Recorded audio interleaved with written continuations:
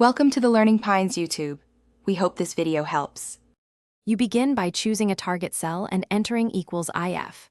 Once done, reference the condition cell like A2, write a logical test such as A250, and then add the true and false outcomes separated by commas. For text results, wrap values in quotes. For numbers, enter them directly. Make sure to use correct operators and avoid extra spaces inside quotes. This first step sets the structure, so later nesting or combinations work without breaking the formula. Next, extend IF for real scenarios by nesting or combining tests. If you need multiple branches, nest a second IF as the false result. For example, if A290, A, if A280, B, C. Once done, use and or to require multiple conditions together, such as IF, and B20, C20. OK, check.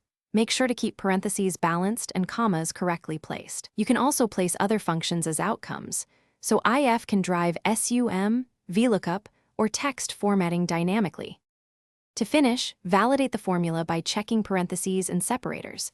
Sheets uses commas in many locales, but some use semicolons, so confirm your locale settings. Once done, wrap complex IFs with IFER to provide a fallback instead of hash and slash or hash value. For example, IFER, your IF. Make sure to test boundary values and non-numeric inputs, and format the result cell as number or text to avoid surprises. If a formula still fails, inspect each nested part independently to isolate the issue. Thanks for watching. Consider subscribing if we helped you.